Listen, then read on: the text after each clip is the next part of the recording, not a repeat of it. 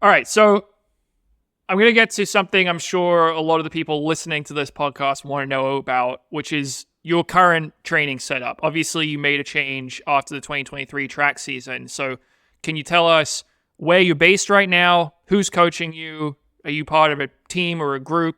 So after the 2023 track season, so I finished that up at pre-classic. So that was mid-September or so. So for a little bit after that, I was, trying to figure out what I was going to do, and ultimately decided to make a change. And I moved out to Park City, Utah. So I'm based there now. I'll base there basically year round, except for right now, January and February, I'll be in Flagstaff, just because it snows a little too much in Park City to train there in those months. I'm working with my old high school coach, Mike Scannell. I have a really good relationship with him going back to when I was, before I was even running, when I was a kid. And we have a great relationship. I really like his approach to coaching, and it's a really collaborative system that we have, and I've really enjoyed it so far. Obviously we were just talking about risks in an Olympic year, not deviating from the plan in an Olympic year, but I was ready for a change, and I haven't regretted it at all so far. It's been really, really nice. And I miss training with the Bowerman guys quite a bit. When you're, I guess that was another piece of your question. I'm training almost all alone right now. Most of my workouts are solo. When I'm in Park City, Matt Centrowitz lives up there, so we'll hop in together quite a bit. And now that I'm in Flagstaff, there's so many runners up here, I'll hop in and out with stuff.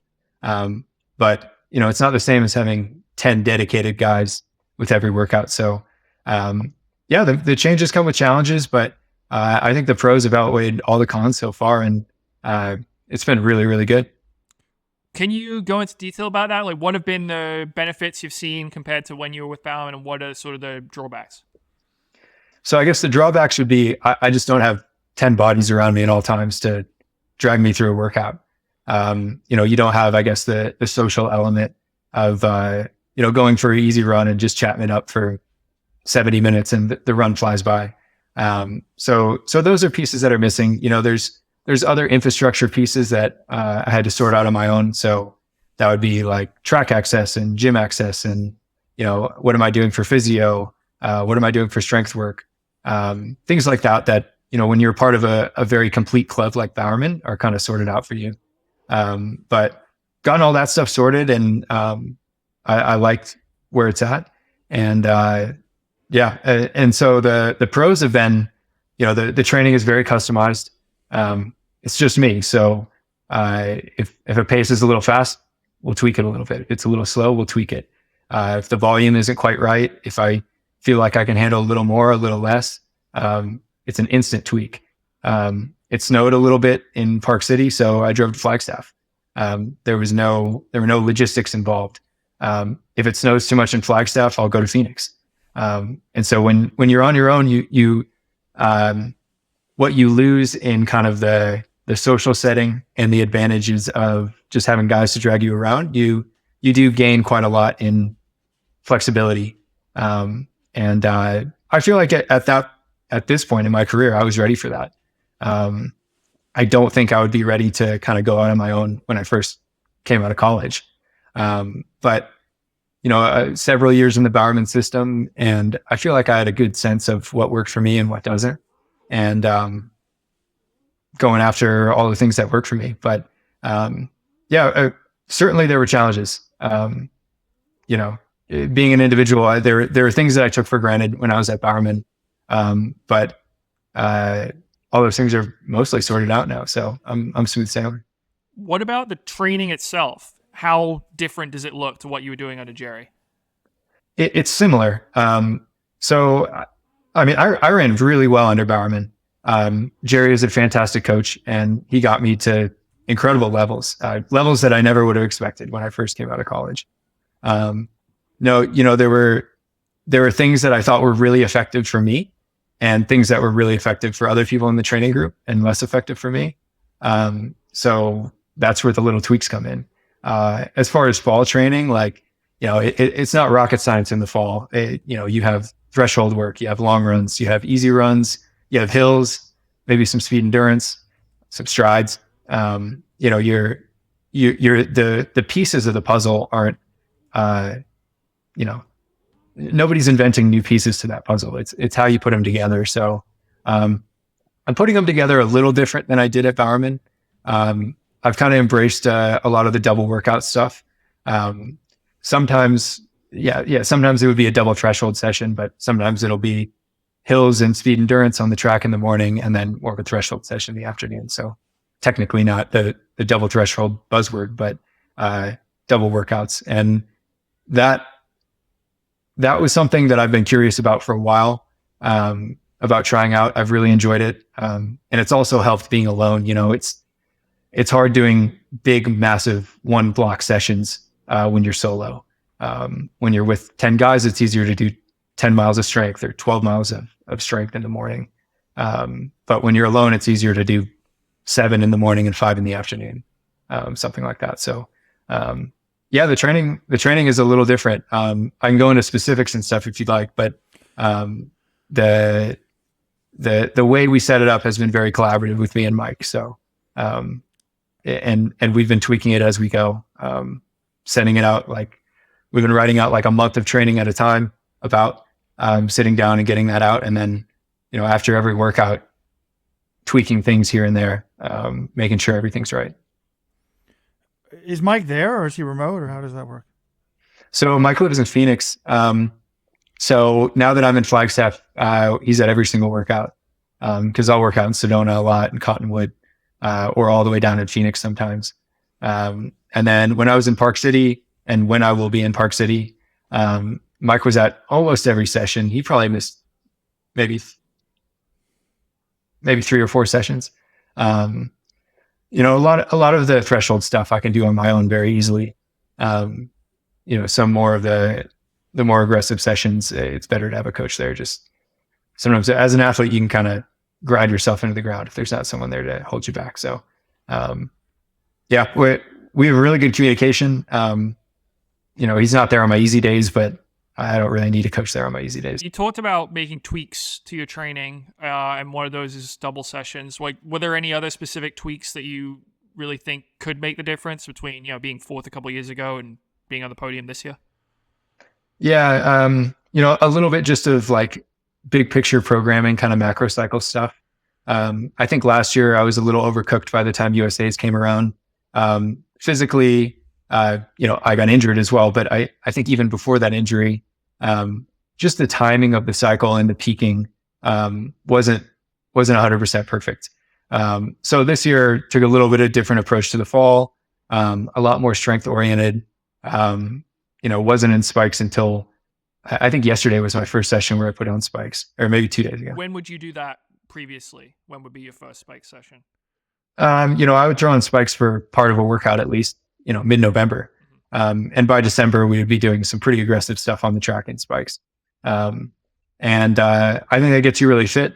You know, a lot of those workouts I'll be taking inspiration from, of course, because they've worked well for me in the past. But, you know, just being a little more gentle in the fall, a little more intentional about a build up into the winter season. And then we've done it a little differently each year I've been on Bowerman, but I think the way that works best for me going into the outdoor season is taking a pretty big down cycle come March, April, and getting back into kind of that fall base training, and then building back up for kind of May and June. So, you know, big picture stuff like that. And then really small picture stuff like, you know, splitting a workout into 2 on a day, or, you know, stuff like that, getting the volume right. As far as workouts go, as far as total volume go, making sure easy runs are easy. That's another thing when you're on your own, you can easy run whatever pace you want to go. You're never really dragged into anything. You know, small things like that. Don't take this the wrong way, but when I look at your times and was doing the research, I'm like, I mean, you're one of the best high school runners ever in the US. And in college, you won an NCAA title as a sophomore. But then I'm looking at your times and I'm like, how is he so bad in college? And you were one of the best guys in college, but your PB was 13:32. Now you've run 26:33 for 10,000. I mean, it's wild to me how much faster you are. And I mean, I guess the same thing could be true of Jared Naguse. He was one of the best college runners, and now he's one of the best pros, and he's improved a lot. But what do you attribute that massive improvement? Was it the academics at Stanford? Was it the lack of altitude? How much more are you running now than you were then? Like, all right, first of all, I ran 13:29 in college. So don't tell me. After graduation, right? That was after NCAAs. John, back me up on this. No, that was in college. Oh, Go. Okay. I'm just kidding. I mean, 13:29, does that get you into regionals now? I mean, it's 13:29 is 13:32. Like it's basically the same thing now. At the time, it was pretty good. But you know, when I was in college, Chris Miltenberg was my coach, and he always had, you know, from the time I came in as a freshman, he always had this vision that, you know, he had for me was, you know, we want you to be good in 10 years. We don't want you to be good, or we don't want you to max out next year or in 2 years or whatever. He always said 10-year plan. And it was a very conservative system. You know, I was probably running 70 miles a week in college. I think my long run, as long as it went, was I went 90 minutes once in college. You know, we were doing, you know, the most volume we really ever did was like 5 by mile on the grouse. You know, looking back to my training in college, it was super conservative and very long picture oriented. It's actually surprising that I ran as fast as I did, based on what we were doing, because I'm sure if you look at what we were doing then and what other programs were doing at the time, and certainly what people are doing now, you would think, you know, what is this, like a middle school program? Like it was very, it was just conservative. There weren't many risks we took in training. And then when I went to become a pro, I was thrust into a very aggressive system of high volume, high intensity, all the above. And, you know, that's why I think for a long time when people would join Bowerman, there'd be a 2-year adjustment period where you had to get your footing, you had to get used to that volume again, or not again, but get used to that volume, get used to that intensity, because no one was doing that in college. I mean, the top college guy when I was in university, I mean, you maybe would have someone break 13:20, maybe. But if you ran sub 13:30, I mean, you were probably top 5 in the country. So you have to remember, like, you have to kind of put all of that stuff in context to what other people were doing at that time. You know, now, you know, if you want to be one of the top 5 guys in the country, you have to be in 13:15 shape at least. It's just different now. But yeah, the volume was different. In college, I was running 70 miles a week. As a pro, I'm, you know, running 100 miles a week. In college, my strength session was 5 by mile. Now it's 10 miles of work. We really didn't do much speed in college. Now we have more speed sessions as professional. No altitude in college, altitude as a professional. You have school, very intensive school at Stanford, you know, year round. You know, you don't have that as a pro. You've got all these different lifestyle changes that you can optimize around running. When you're a professional, you can't do that in college. Or at least when I was in college, we didn't really do that. So yeah, lots of factors, but, yeah, I mean, yeah, Yard was very good in college as well. I think he soloed 334 in college. So that's, you know, that's a little better than what I was doing in college for sure.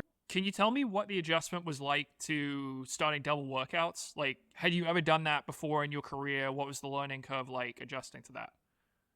Yeah, so I'd done that in high school. I'd done that in college. Never done it as a pro. So it's stuff that I've done before, and I've always liked it.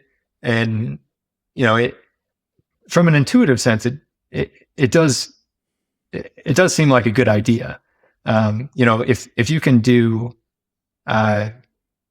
whatever X amount of quality a week doing singles, and then you can do X plus 5 miles of quality a week if you do doubles. You know, the double system is probably a little better. You know, there's a time and a place for them. You know, if you're a marathon runner, you got to run 20 miles at marathon pace. Like there's no way around that. If you're a 10K guy, you still need to be doing pretty big volume in one session to get used to that pounding and that just time on your feet of going. But when you're, especially because I'm doing this alone, it's nice splitting it mentally and physically. Doing it at a 10-mile tempo, it just kind of wears you down mentally in a way that it doesn't when you only have to leave 1 mile of the 10-mile tempo when you're with a group. So, the double system, it's stuff that I've done before. I've liked it, especially with how open the Ingebrigtsen brothers have been with it. Mary Spaken has been with it. A lot of people are adopting it. A lot of different sports do similar systems. Triathletes do similar stuff. Cross-country skiers, cyclists, swimmers. Most other endurance sports kind of will do a lot more sessions. They often have the advantage of a little less pounding than running. You can get away with working out every day if you're a swimmer. You can't really do that if you're a runner. But the ideas are good in my mind, and I've liked it a lot, and my body's responded really well to it. So, I've liked it. Do you do a lot of lactate testing during workouts, or is it more by feel? Lots of lactate testing. So that was something I did a lot growing up. I started doing lactate testing when I was a freshman in high school, and was doing that all through my senior year of high school. Didn't do it in college, did not do it as a pro. And that was something I was interested in getting back into, just understanding what was really going on inside my body beyond just, the feel that you gain after several years of doing it as a pro, doing just high level running as a pro. Lots of lactate testing. That's also nice with, being on your own individually, making sure you don't kill yourself or make sure you're going hard enough. Just having a little bit of an objective marker for what you're doing. Since you like data, do you wear like a GPS watch when you do your easy days? I mean, I pretty much stopped running right when GPS watches were becoming mainstream. So like you talked about the easy days being easier, but do you have data that shows like, oh yeah, I'm averaging like 8 seconds a mile slower than I did last year? Like any small things that are showing up? Just, I don't know, like. So in high school, college, and for most of my professional career, I never wore a GPS watch. I was all about the Timex stopwatch. I was stubborn about it. Like, I'm not using a GPS watch, that type. And I think maybe about a year ago, Bowerman signed a deal with Garmin. So we all got Garmin's. So my first GPS watch. And so I would wear it for stuff. And I actually enjoyed seeing the data a little more than I thought I would. So I asked Garmin for a heart rate strap. So I started wearing a heart rate monitor and looking at that stuff and got really interested in just like, how hard am I really going on these easy days? How hard am I really going on these threshold days? How hard are these kind of VO2 max days? And so a lot of the Bowerman guys would kind of compare all of our numbers and, kind of talk shit to each other about, who's running too hard, who's running too easy, yada, yada. But, now I have a GPS watch and I have my Timex. Some days I'll wear one, sometimes I'll wear the other. If it's a long run where I'm trying to hit splits, the GPS watch is super handy. For a lot of the threshold sessions, I'm caring way more about the lactate number than the heart rate number. But I do like having the data. It's really fun. It's nice to see like this year relative to last year, kind of like you said, what the differences are. This week relative to last week, what the differences are. And kind of track your progress that way. It's nice to have like a tangible number to kind of associate all these different paces, feelings, aggression in the workout, how much you're pushing. It's nice to have a number to kind of associate that with, and then also to either give you an indication to, hey, press a little bit here, or back off a little bit here. It's been nice. So is it slower than last year? Is what easy runs? Yeah. Oh well, it depends. So last year in the fall I was at sea level, and this year in the fall I'm at 7,000 feet in Park City. So it's hard to really compare. I'd say like Uh, Most runs that I've had are probably faster than they were at sea level, though. Most of the easy days, but the feeling is still pretty light. So, easy days, I guess a common metric would be like heart rate. My heart rate's not really getting much over like 130, even at altitude on those easy days. Ideally, it would be more like 120. And so like that was about what it was at sea level last year. And, easy run pace, is that a great indication of where your fitness is? I'd say probably not. It's interesting to look at, but I wouldn't say that's an indicator that I'm any more or less fit than last year. When you look at trying to improve, trying to get on that podium in Paris, like assessing Grant Fisher, the runner, is there a specific weakness you're trying to improve on? You think if I can make this better, I'm going to be a medalist, or is it just more sort of all around? Well, it's certainly all around. When it's come down to making the podium or not, it always comes down to the final lap. I think gone are the days where you have someone break away and have like a 30-meter lead going into the final lap. And it's like, okay, this guy's getting first, this guy's getting second, yada, yada. It's almost always competitive, even with 100 meters to go. So the kick has to be there. And my kick hasn't been good enough to get on the podium. And, there's layers to that. The obvious one is, okay, well, you got to be able to kick better. But, there's nuances to that. You need to be able to get to 400 meters to go and be not tired enough so that you can kick. Otherwise, the person with the quickest, like flat out 400 speed would win every race, but that's not the case. So, it's very nuanced.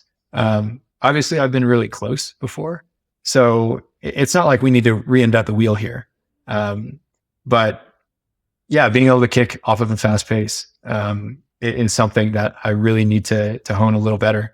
I think my tactics could be improved quite a bit too. So the example of getting caught on the inside there and kind of getting squeezed out in Eugene the other year, that's something that, had I been on the outside, could I have medaled? Maybe. Would the outcome have been the same? Maybe. It's tough to say, but I would have given myself a better shot. So yeah, it's kind of an overall improvement that needs to happen, both in the ability to run that pace more comfortably, and then also to be able to kick a little better off of that pace and be in better positions. And so much goes into that. I remember that was one of the first things I wrote for Let's Run was a profile of you and your coach back in 2014. I think you were still in high school then. And he struck me as a smart guy, but I'm wondering, like, has he ever coached? What's the best runner other than you he's ever coached? And was there any concern on your end, throwing him in with one of America's top distance runners heading into an Olympic year? Yeah, I mean, it's certainly unproven. It'd be kind of ridiculous for me to say it's a proven like formula here. Certainly unproven. I trust Mike a lot. I think he trusts me. I have a very good idea of what works for me, and he's been very collaborative in our setup. Mike has worked with a lot of athletes. Has he worked with someone of my caliber before? Not really. I don't think there's, not to say this the wrong way, but I don't think there's many coaches out there that have worked with someone of my caliber. So the options are rather limited if you're looking for that specific thing. So yeah, another thing I liked about Mike is he's been doing lactate based training for the past 20 years. So he understands that well, the nuances of it. Whereas I did it, for 4 years when I was in high school running for him, but, I'm far from understanding every nuance to it. I think, you can poke your finger and see the number and stuff, but there's a lot more to it than, just, the numbers. But it is a really nice system. I like it a lot. And, I have high confidence in it. So in my head, that's all that matters. There'll be a lot more data in the coming months, on how it's going. See, John, I told you anybody can coach a medalist if they can coach Grant Fisher. I'm always joking with John about what I say, John.